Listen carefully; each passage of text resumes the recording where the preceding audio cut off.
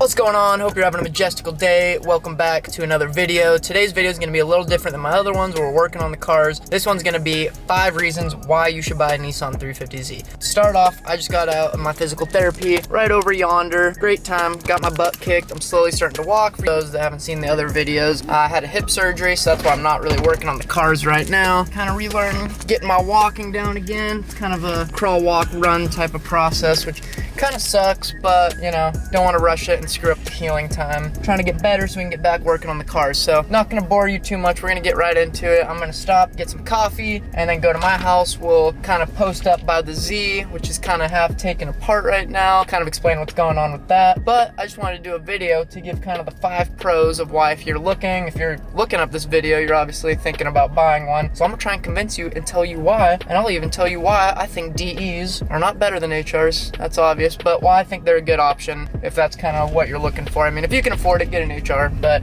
we'll get into that as soon as we get back to the house. So we'll see you in a minute. Shout out to Dailies that the left blinker doesn't work, just hazards. Oh, we got, what? Oh, there it goes. Okay. I like to just flick them really fast so people don't think I'm just putting my hazards on. They just maybe think it's having some sort of shortage. So we'll just give it the flick, flick, flick, flick, flick. There we go. Now, hopping on the freeway, clutch kick. Time to go get some coffee. Not too bad of a day. All right, so back at the house, you can see in the garage, got Dottie. There's my Z for any of you that are watching this that haven't seen it currently. Don't have any suspension or front upper control arms because I sold mine and I got my new ones and still haven't installed those since the injury. I gotta have someone come over and help me. That involves a lot of squatting, bending, twisting. And then wheels, I'm selling both of my sets of wheels. So at the moment, I don't have wheels really, if you think about it. Okay, so let's get into this video. 5 reasons. Got a whiteboard, write them down, kind of break things down, talk about it, whatnot, but this isn't gonna be a super long video.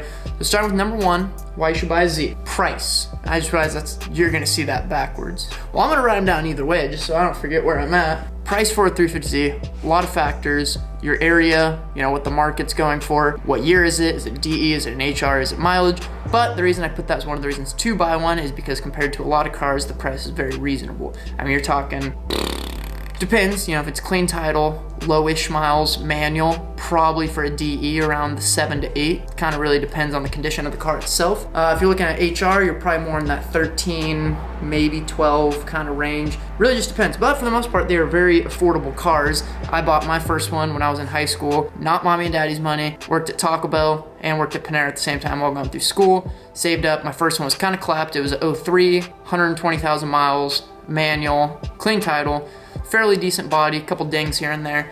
Who the heck has the audacity to call and interrupt this video? Okay, as I was, we're talking about different prices, different conditions. The one I bought, I paid 7 grand, I wanna say. So I saved up for I saved up for a lot of years, but I didn't start working until the day I turned 16. A year straight saving on that, was able to buy it, able to do some cheap mods to it. Definitely don't recommend a lot of the ways that I did. You know, I cheaped out on coils, cheaped out on wheels. You do all those things because you think you want it now, you want it to look better, and then it ends up, you're out of money because then you end up wanting the real things or the nicer things. But pricing is a big one. I mean, compared to a lot of cars, this comes with a decent amount in the car. I mean, roughly 300 horsepower, I know, give or take, DEs, 280, whatever.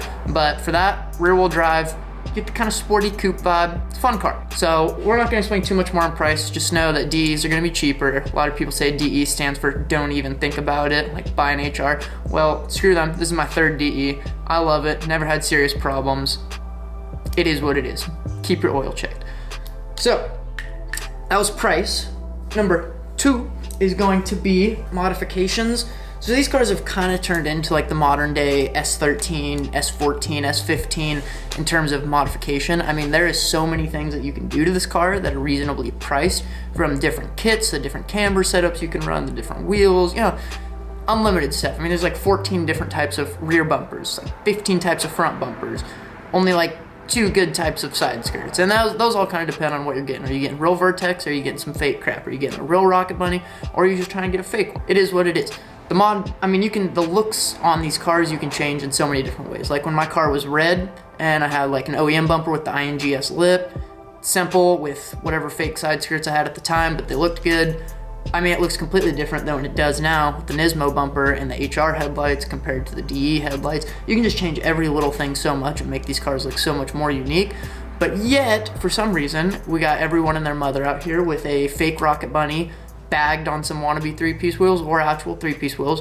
But there's a lot of these that do kind of look the same. They're like, oh, let me get a chassis wing and let me just bag on the most basic wheels, whatever. But to each their own. There's just a lot that are kind of starting to look the same, which is kind of annoying. Everyone's doing pretty basic colors, black, white, maroon, silver, which I hate because those are my favorite colors. So that's why I kind of branched off, did the tan, because it's kind of like off-white type of vibe. But there's a lot you can do to these cars. A lot of different companies make stuff. You got Z1 Motorsports, one of the best companies to buy like anything Z related for, especially if you're just kind of starting out, you don't really know where to look. Go to them. You can buy anything for $350, $370, G's, even Datsuns, S13, S14, anything Nissan pretty much, but they're awesome, love them. So yeah, I mean, modification wise, a lot of different things you can do. Again, I had my upper control arms were for, and then what's nice too, screw the upper control arms, is that like 03 to 08, everything's compatible.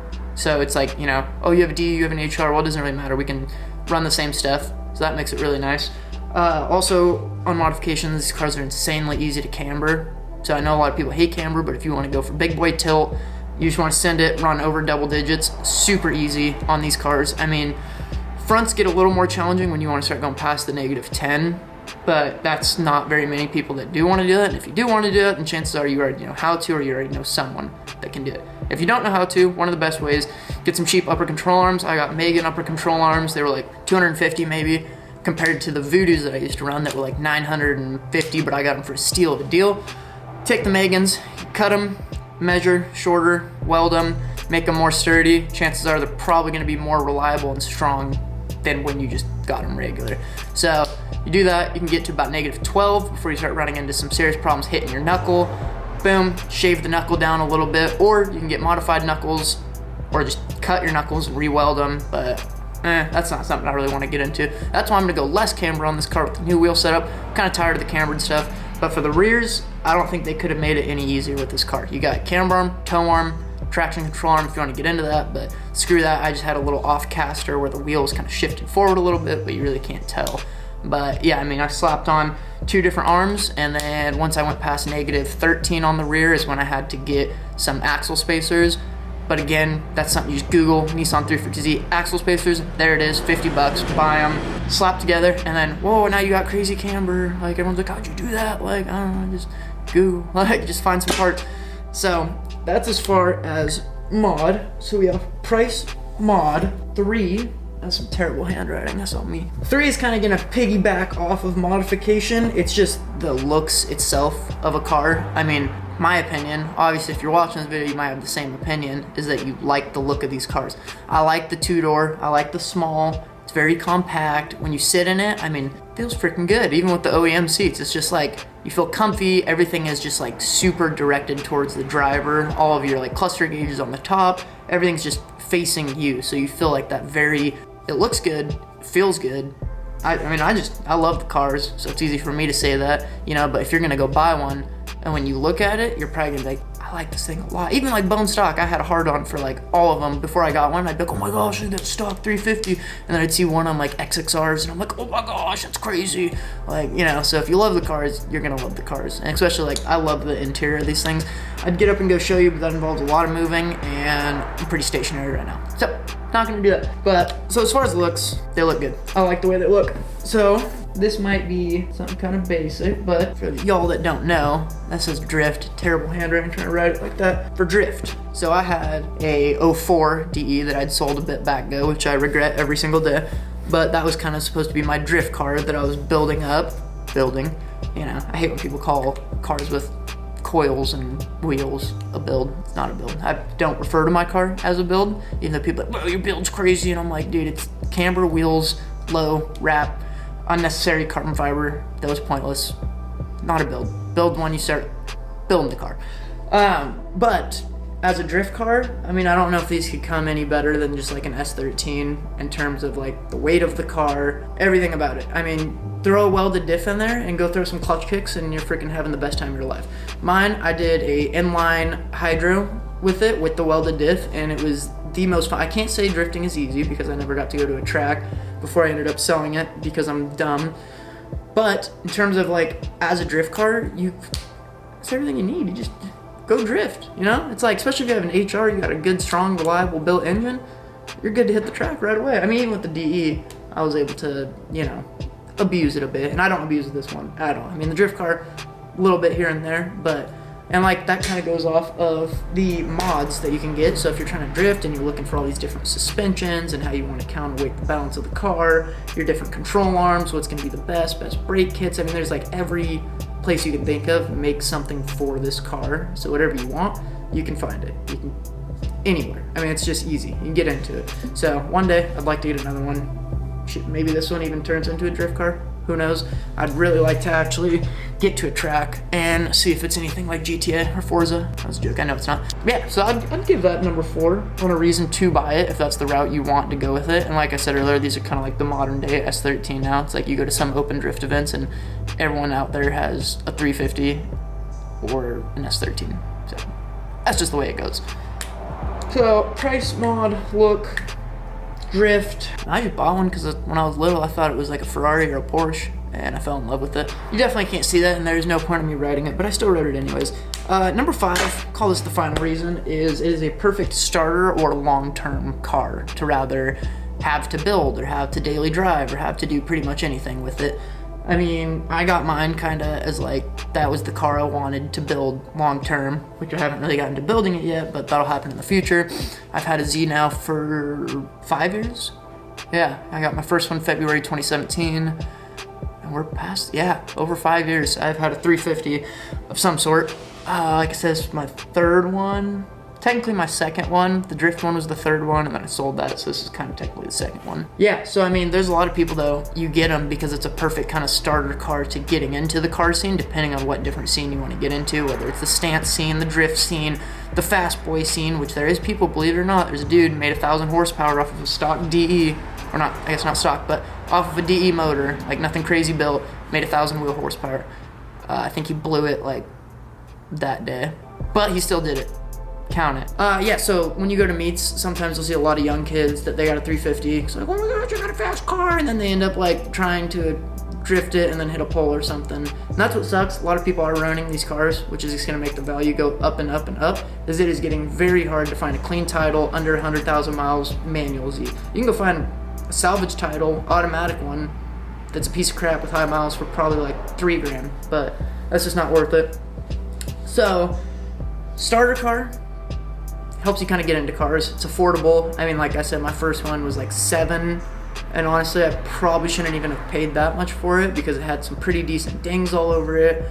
AC didn't work, the windows didn't work. A lot of just little easy fix stuff, but that's kind of annoying. So yeah, just to get into the car scene, it's a good car too. And if you want to build it long term, that's cool too. Like any car though, it's just like you can do as much or as little that you want with it. I plan one day to have it be kind of like a full show car build possibly, unless I end up drifting it. Then it'll probably be slid into a wall at like 40 miles per hour and toast. Speaking of that, I don't even know, I see something hanging under my car. But yeah, one day I'd really like to just have it painted. I'm kind of tired of the wrap. Wrap is cool, but you'll never have the quality as paint.